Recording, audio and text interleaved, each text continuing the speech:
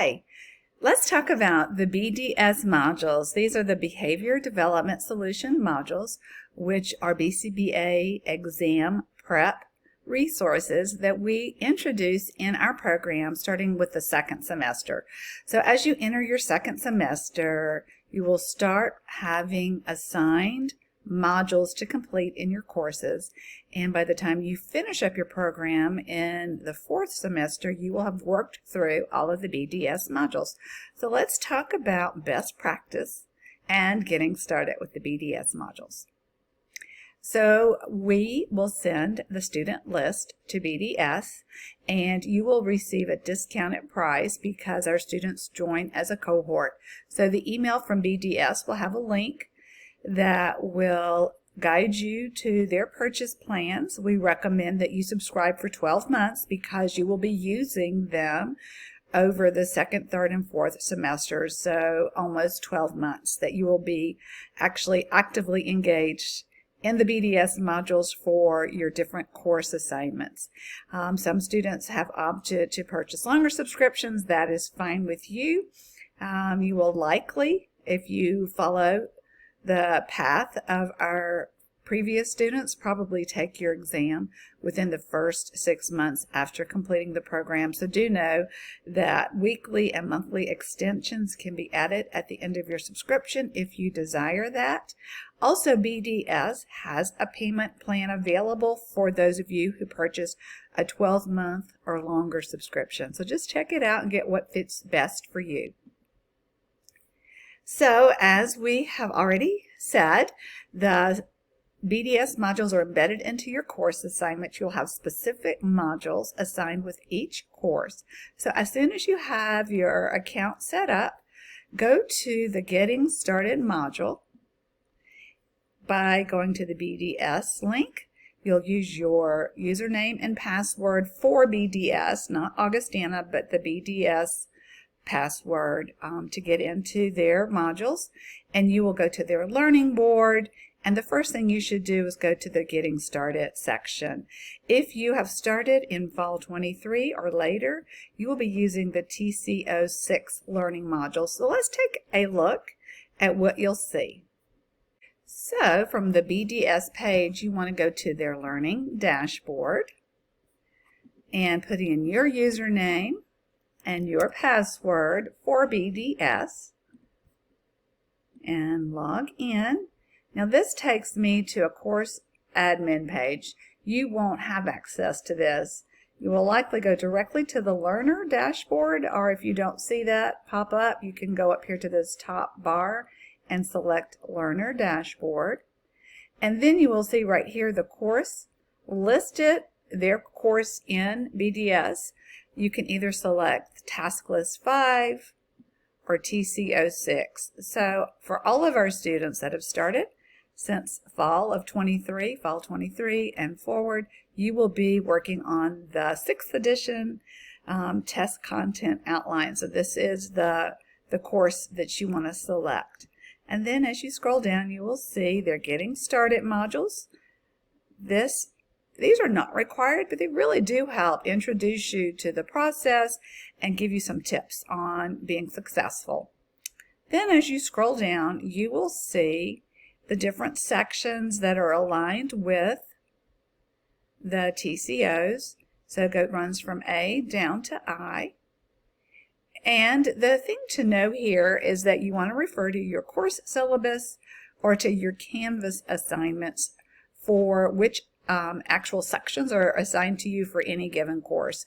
And so we typically try to align your assigned course assignments for the BDS with the courses you're in. So for example, your first course with BDS modules is SPED 628, which is a research course, and all of the content in SPED 628 is from the C and D sections for the TCOs. So these are the only two sets that you will be completing, and you will actually see there are several modules within each set. So you can scroll through and see there are 15 to maybe 20 questions per section or module all the way through to the bottom of the C's and then you'll see something similar for the Ds. And so these are all the modules that you will want to work through while you're in SPED 628.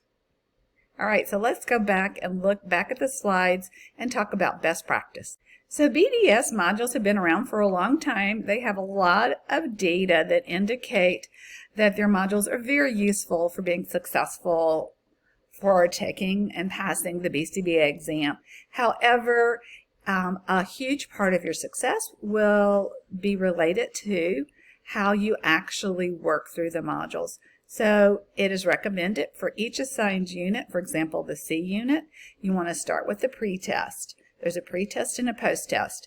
You're not required to take the pretest and post-test for your grades in any of your Augustana courses, but that pretest and post-test gives you personal information on how well you're doing and on which areas, if any, need more work. Do expect a lower score when you take the pretest. It is not part of your grade with your Augustana coursework. It just is a baseline. It gives you information on your starting point and gives you a comparison point for your post-test. And that post-test should not be taken until you complete that particular set or section of modules. So once you've taken the pretest, then you'll work on the modules assigned in your course. So make sure you look to see what's assigned. You want to stay current with the materials that you are working on. None of the assigned modules are ahead of what you should have been receiving in your course content. And so definitely pay attention to your syllabus for your course and to the Canvas links that will give you pacing recommendations and give you an idea of how many modules you should complete on a weekly basis. Ultimately, you can move at your own pace. Keep in mind that you are being graded on the percent of assigned modules that you complete for each course. So in other words, there may be approximately 75 or 80 modules for the C and D sections for SPED 628. If you complete all of those modules, all 80 modules to 100% accuracy, you'll get the full grade for that part of your SPED 628 final grade. So you'll see as you look through the modules, each module has two sets. Each TCO topic has two sets. There's an acquisition set and a fluency set. So you should always work through an acquisition set and complete all of the items until you get to 100% accuracy before you move on to the fluency for that set. So for example, you work through the first acquisition set. You do not get all of the items correct, and remember your goal is 100%.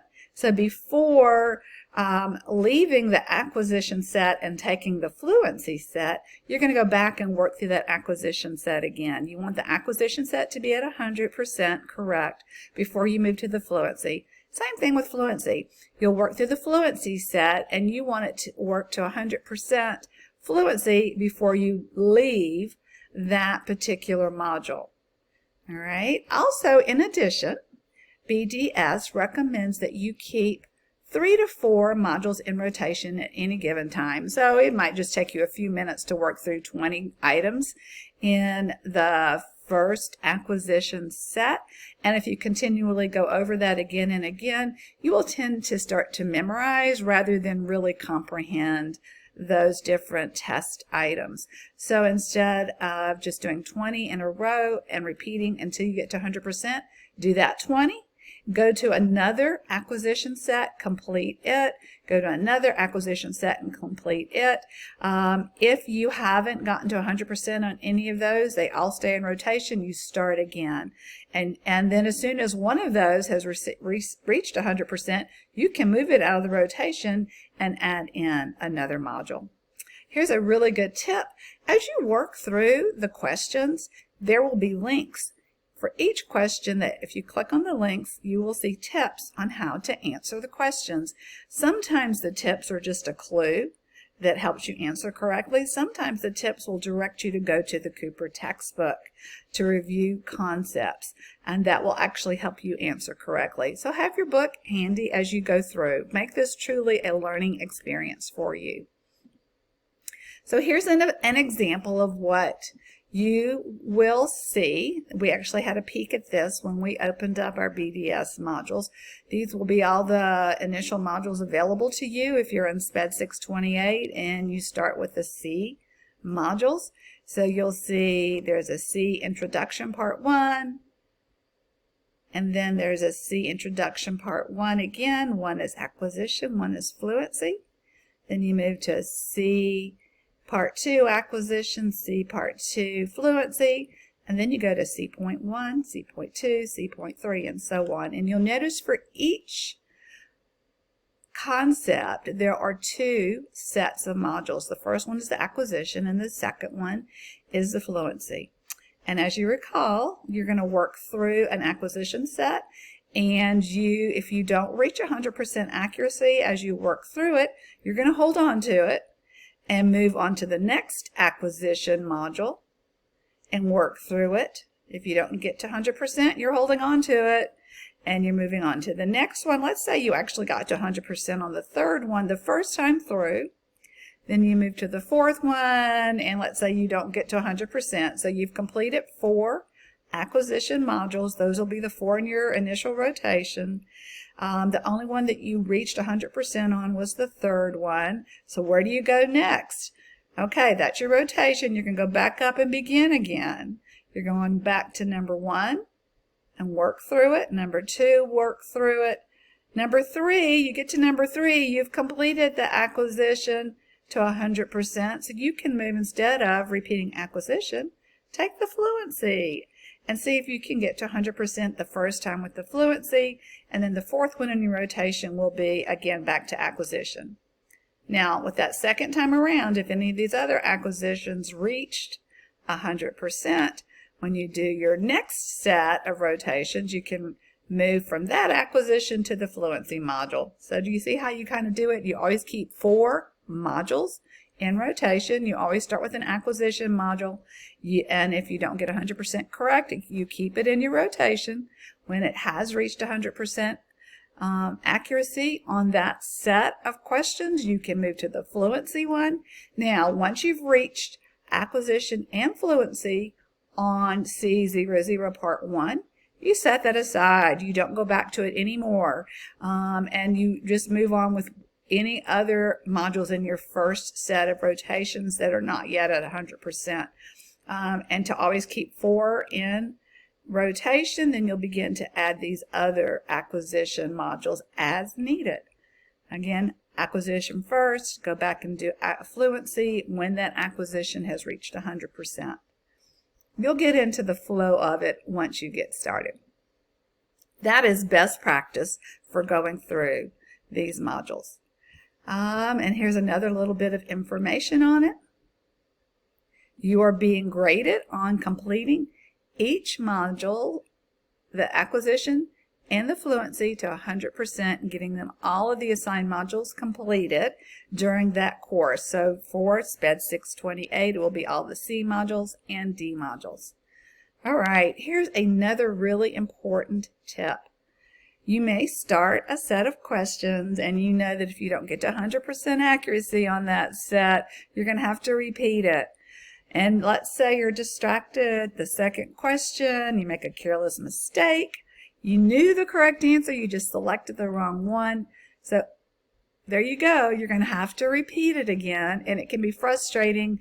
You may be tempted to close out and start again. Do not do this. Do not quit a set early. It's to your detriment as you're trying to learn. And so what happens is, if you do this too many times, you're getting exposure to the first several items in the set, but you're not getting exposure to the latter items in that set. So regardless of any early mistakes, complete every item in that module before going on to the next module in rotation. And if you didn't get them all right, just know you're going to have a chance to go back and correct it and repeat that module later. That repeated practice actually enhances your learning. And again, as we said, you're not required to do pre and post tests for our grading purposes, but the pre and post tests give you information on how you're doing with each section. So when you start the C section, work through all those modules. If you start it with that pre-test, and then when you're done with all the modules, you take that post-test, that will give you good information on how much you actually have learned. Each post-test can be taken twice. So ideally, you'll take the post-test. If you did not perform at least 76% or higher, then ideally you will go back and retake the modules in that particular section, so you will get to a spot where you can comfortably pass 76% or higher on that post-test. BDS reports a very high correlation, a very good indication that 76% or higher on a unit post-test indicates that you will likely pass that portion of the BCBA exam. Mock exams. BDS also gives you 2 mock exams that cover all of the content that you will see on your BCBA exam. It's recommended that you do not take them until you complete 100% of the modules, so that would be at the very end of your program. And you get to take it twice. You take the first time, you will get feedback and information. Very likely you may want to go back in and study some of the sections that if you had a weakness in any particular areas, then you can take it for a second time. So working through systematically, methodically, taking advantage of all of the training tools that BDS provides within their modules will give you the best chance to really be well prepared for your BCBA exam. All right, again, do not quit a module for completion. Remember how I said it's to your detriment to start, make an error on one of the first few questions and stop and repeat. You're not getting exposure to the latter items. Also, the BDS modules are set up to give you 20 built-in attempts on any module before closing out on you. Students typically can get to 100% accuracy within 8 to 10, if not earlier, on the sets of modules that they have to repeat. And if you actually will tap out because you've used all 20 attempts, there is a way to contact BDS and have them open back up so you can have some more practice with them and get to your 100% that you're required to have for your best score in your courses. But we will counsel you, and so will BDS, that you're not taking advantage of the BDS modules if you are going all the way to the 20th attempt before you get to 100%. So if you're going through and completing your different sections and you want to know how you're doing, you actually can see your errors. You can click on the course completion report at the bottom of the page when you're done with a section. And then, like for example, here are the C modules. When you've completed that, it will show up in your data as a blue, as a live link when it's in a blue font. So you can click on that.